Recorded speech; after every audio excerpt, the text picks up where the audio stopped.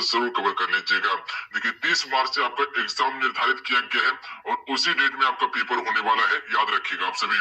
तो तैयारी को अपना जोर शोर से करते रहिए आप सभी। तो चलिए शुरू करते हैं आज की सेशन को। फिर आज की सेशन को आपसे कंप्लीट जरूर कवर कर लीजिएगा। जो भी चैनल पहली बार आए चैनल को जरूर सब्सक्राइब घंटे को प्रेस कर लीजिएगा ताकि जब भी क्लास नोटिफिकेशन आप सभी को प्राप्त हो सके। चलिए शुरू करते हैं। आइए फर्स्ट क्वेश्चन से करते हैं। फर्स्ट क्वेश्चन है हिंदी से। कौन से शब्द में र व्यंजन का प्रयोग नहीं है? अगर इन सेट में किसी भी क्वेश्चन का आंसर पता हो तो अपना आंसर आप सभी नीचे कमेंट बॉक्स में बताते चलेंगे। चलिए बताएं क्वेश्चन 1 के लिए राइट आंसर क्या आ जाएगा।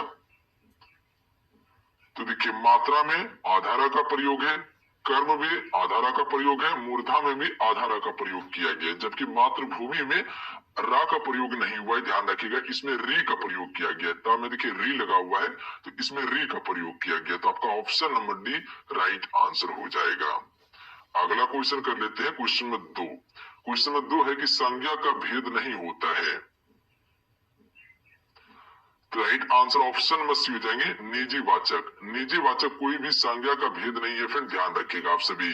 जबकि व्यक्तिवाचक, जातिवाचक, भाववाचक ये सभी क्या है? संज्ञा का भेद है। देखिए अगर क्वेश्चन आपसे इससे पूछ लिया जाए कि संज्ञा के कितने भेद होते हैं तो संज्ञा के 5 भेद होते हैं। कौन कौन सा? व्यक्तिवाचक, जातिवाचक, समूहवाचक, द्रव्यवाचक और भाववाचक। ये 5 भेद है संज्ञा के, जबकि निजी वाचक संज्ञा के भेद नहीं होते हैं। अगला क्वेश्चन देखिए क्वेश्चन नंबर 3। निम्नलिखित में से कौन सा शब्द पुल्लिंग है? देखिए हानि, हानि हो गई स्त्रीलिंग है। प्यास लग गई स्त्रीलिंग है। बचत यानी कि बहुत बचत हो गई है स्त्रीलिंग है। जबकि वचन क्या है फ्रेंड? ये हमेशा पुल्लिंग है। ध्यान रखिएगा आप सभी। तो वचन पुल्लिंग शब्द है। देखिए वचन 2 प्रकार का होता है, एक वचन और बहुवचन। एक वचन में एक वस्तु का बोध होता है, बहुवचन में बहुत सारी वस्तुओं का बोध होता है। याद रखिएगा आप सभी। अगला क्वेश्चन है क्वेश्चन 4। चलिए इस क्वेश्चन का राइट आंसर बताएंगे आप सभी। सदा ही बहुवचन में प्रयुक्त होने वाला शब्द है। तो सदा ही बहुवचन में प्रयुक्त होने वाला शब्द है दर्शन। ध्यान रखिएगा सी राइट आंसर है। जबकि घर, प्रत्येक, मुनि ये सभी क्या है? एक वचन है। आपको क्या बताए थे कि वचन 2 प्रकार के होते हैं, एक वचन और बहुवचन। एक वचन में एक वस्तु का बोध होता है, जैसे कि एक गाय है या एक लड़की है, ठीक है। और बहुवचन में क्या होता है? बहुत सारे लड़की है या बहुत सारे गाय है। ध्यान रखिएगा आप सभी। तो वो एक वचन में हो जाएंगे। अगला क्वेश्चन देखिए क्वेश्चन 5। हरि मोहन अपनी बहन को पुस्तक देता है। वाक्य में रेखांकित पद में कारक है। कारक आपसे पढ़े होंगे तो उसमें कारक का चिन्ह भी दिया रहता है, जैसे कर्ता ने, कर्म को, करण से, ये सभी चिन्ह दिया रहता है जो कि उसको पहचानने का ट्रिक है। तो रेखांकित शब्द दिया हुआ है यहाँ पे। बहन को पुस्तक देता है। किसको? बहन को पुस्तक देता है। तो यहाँ कारक का चिन्ह क्या है? को है। ध्यान रखिएगा को कारक का चिन्ह है। तो को कारक का चिन्ह किस में आता है? कर्म में आता है। ध्यान रखिए कर्ता ने, कर्म को। तो इसका option number A right answer हो जाए। अगला क्वेश्चन देख लीजिए फ्रेंड। अगला क्वेश्चन है निम्नलिखित में से तद्भव शब्द छांटिए। तद्भव शब्द क्या होता है? बदला हुआ स्वरूप, ठीक है। तत्सम होता है जो शब्द संस्कृत में था सीधा हम सभी हिंदी में प्रयोग कर रहे हैं, उसे हम सभी तत्सम शब्द कहते हैं। ध्यान रखिएगा आप सभी। और तद्भव शब्द किसे कहते हैं? जो शब्द संस्कृत में यूज कर रहा था उसका परिवर्तित रूप को हम हिंदी में प्रयोग कर रहे, परिवर्तन करके कर रहे हैं, उससे हम सभी तद्भव कहते हैं। तो तद्भव शब्द हो जाएगा कपूर। ध्यान रखिएगा आप सभी। जहां बाकी बात ये सभी क्या है? आपका तत्सम शब्द है। अगला क्वेश्चन कर लेते हैं फ्रेंड। अगला क्वेश्चन है कि सब कुछ जानने वाला वाक्यांश के लिए एक शब्द है। तो सब कुछ जानने वाला को हम सभी क्या कहते हैं? सर्वज्ञ कहते हैं। ऑप्शन में बी राइट आंसर हो जाएगा। अगला क्वेश्चन कर लेते हैं क्वेश्चन नंबर 8। उत्थान का विलोम शब्द है। तो उत्थान का विलोम होता है पतन। ए राइट आंसर है। अगला क्वेश्चन देखिए। देवता शब्द का पर्यायवाची नहीं है। देवता का पर्यायवाची सुधाकर नहीं होता है। ध्यान रखिएगा आप सभी। जबकि सूर, अमर और देव ये सभी देवता का पर्यायवाची होता है फ्रेंड। सुधाकर किसका पर्यायवाची है? तो जैसे चंद्रमा का सुधाकर होता है। ध्यान रखिएगा आप सभी। किसका पर्यायवाची है? सुधाकर चंद्रमा का है। अगला क्वेश्चन देखिए क्वेश्चन नंबर 10। धोबी का कुत्ता, ना घर का ना घाट का, लोकोक्तियों का अर्थ है। तो इसका राइट आंसर ऑप्शन में डी हो जाएंगे कहीं। फर्स्ट क्वेश्चन देखिए, पहला क्वेश्चन है कि भारत के भुगतान संतुलन को किसके द्वारा ठीक किया जा सकता है। ऑप्शन आपको नीचे देखने के लिए मिल जाएंगे। तो राइट आंसर ऑप्शन में दीजिएंगे उपयुक्त में से सभी के द्वारा, मुद्रा अवमूल्यन के द्वारा, प्रबल निर्यात संवर्धन द्वारा, आयात प्रतिस्थापन के द्वारा। तो ये सभी के द्वारा भारत के भुगतान संतुलन को ठीक किया जा सकता है। अगला क्वेश्चन देखिए, क्वेश्चन नंबर 22, प्रति व्यक्ति आय बराबर है। तो अगर प्रति व्यक्ति हमको आय निकालना है तो हम सभी कैसे निकालेंगे। तो right answer option number D हो जाएंगे, राष्ट्रीय आय बटा कुल जनसंख्या। ध्यान रखिएगा, जो राष्ट्रीय आय है और उसको क्या करना है, कुल जनसंख्या से भाग दे देना है। तो क्या निकल जाएगा, प्रति व्यक्ति आय निकल जाएगा। तो इसका option number D right answer हो जाएगा। अगला देखिए, निम्नलिखित में से उल्टे यू आकार का वक्र कौन सा है। उल्टे यू आकार का वक्र कौन सा है। तो राइट आंसर ऑप्शन में भी जाएंगे सीमांत लागत है। अगला देखिए, गोल्डन हैंडशेक स्कीम किससे संबंधित है। तो right answer option number D हो जाएंगे, स्वैच्छिक सेवानिवृत्ति से संबंधित है। ध्यान रखिएगा आप सभी, किससे संबंधित है, स्वैच्छिक सेवानिवृत्ति से संबंधित है। आइए अगला क्वेश्चन करते हैं। फिर अगला क्वेश्चन है कि भारत में पूंजी प्रधान उद्योग का सर्वोत्तम उदाहरण कौन सा है।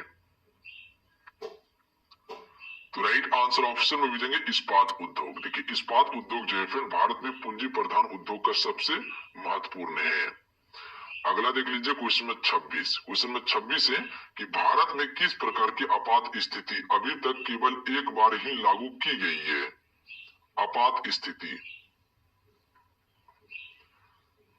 तो राइट आंसर ऑप्शन में हो जाएंगे आंतरिक आपात स्थिति। ये सिर्फ एक बार ही लागू की गई है। ध्यान रखिएगा आप सभी।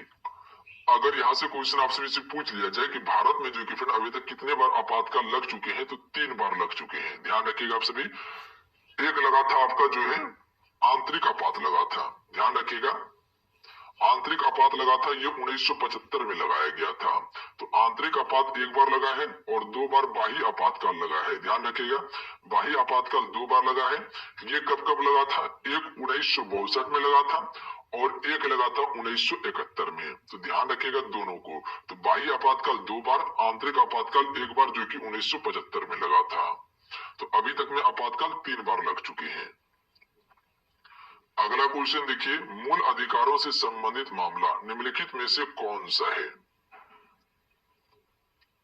तो ए राइट आंसर हो जाएंगे गोलकनाथ बनाम पंजाब राज्य 1967। ये जो है मूल अधिकारों से संबंधित मामला है। तो ऑप्शन में ए करेक्ट आंसर रहेंगे। अगला क्वेश्चन देख लीजिए फ्रेंड। अगला क्वेश्चन देखिए, प्रिंस ऑफ पिलग्रिम्स नाम किसे प्रदान किया गया था। तो right answer option number C हो जाएंगे वेनसांग। वेनसांग जो है फ्रेंड ये चीनी यात्री था। ध्यान रखिएगा। देखिए, फाहयान जो है फ्रेंड ये चंद्रगुप्त विक्रमादित्य के शासनकाल में भारत आया था, जो कि ये भी चीनी यात्री था और ये बौद्ध भिक्षु था। एत्सिंग जो है फ्रेंड ये आपका चंद्रगुप्त द्वितीय के शासनकाल में भारत आया हुआ था। मेगास्थनीज चंद्रगुप्त मौर्य के शासनकाल में आया था, जिसके द्वारा इंडिका नामक पुस्तक की रचना की गई थी। सेल्यूकस निकेटर का राजदूत था मेगास्थनीज। और वेनसांग जो फ्रेंड ये हर्षवर्धन के शासनकाल में भारत आए हुए थे। तो याद रखिएगा इतना फैक्ट को। अगला क्वेश्चन देख लीजिए। अगला क्वेश्चन है, मुख्यमंत्री की नियुक्ति कौन करता है फ्रेंड। तो राइट आंसर ऑप्शन में जाएंगे राज्यपाल के द्वारा मुख्यमंत्री की नियुक्ति की जाती है। अनुच्छेद 164, अनुच्छेद 164 के तहत राज्यपाल मुख्यमंत्री की नियुक्ति करता है। तो ध्यान रखिएगा आप सभी, ऑप्शन नंबर क्या हो जाएंगे, सी राइट आंसर हो जाएगा। अगला क्वेश्चन है कि निम्नलिखित में से द्रविड़ कागज के संस्थापक कौन थे। तो द्रविड़ कागज के संस्थापक थे पेरियार एवी रामास्वामी नायकर थे। ए राइट आंसर है। ध्यान रखिएगा आप सभी। अगला क्वेश्चन कर लेते हैं। अगला क्वेश्चन है, निम्नलिखित में से क्या सही नहीं है। इनमें से क्या सही नहीं है। ऑप्शन आपको नीचे देखने के लिए मिल जाएंगे। सबसे पहले ये सभी ऑप्शन को समझ लीजिए। राज्यसभा में निर्वाचन के लिए व्यक्ति की आयु 30 वर्ष आवश्यक होनी चाहिए, यानी कि 30 वर्ष पूरी हो जानी चाहिए, बिल्कुल सही है। राज्यसभा से अगर चुनाव लड़ना है। लोकसभा से निर्वाचन के लिए व्यक्ति की उम्र 25 वर्ष होना आवश्यक है अगर चुनाव लड़ना है तो। राज्य विधानसभा में निर्वाचन के लिए व्यक्ति की आयु 25 वर्ष होना आवश्यक है, ये भी बिल्कुल सही है। सही नहीं है ऑप्शन नंबर डी की ग्राम पंचायत के चुनाव में मतदान के लिए पात्र व्यक्ति की आयु 25 वर्ष पूरी होनी चाहिए, ये बिल्कुल गलत है। ध्यान रखिएगा, मतदान की आयु 18 वर्ष है और अगर पंचायत चुनाव लड़ना चाहते हैं तो 21 वर्ष आपका उम्र होना चाहिए। कितना? 21 वर्ष होना चाहिए। तो इसका option number D right answer हो जाएगा। अगला क्वेश्चन देखिए, क्वेश्चन नंबर 32। क्वेश्चन है निम्नलिखित में से वह व्यक्ति कौन है जो चिकित्सक नहीं है?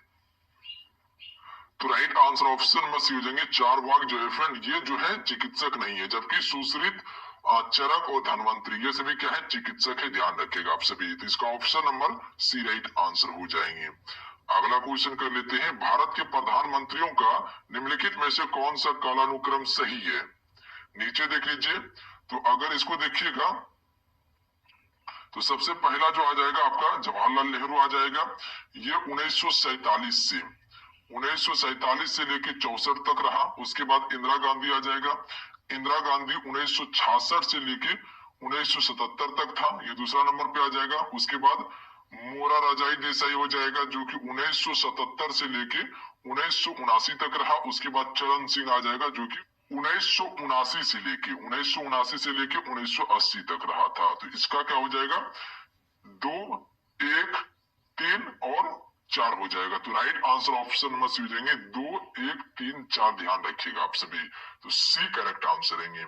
अगला क्वेश्चन कर लेते हैं, भारत के भौगोलिक मानचित्र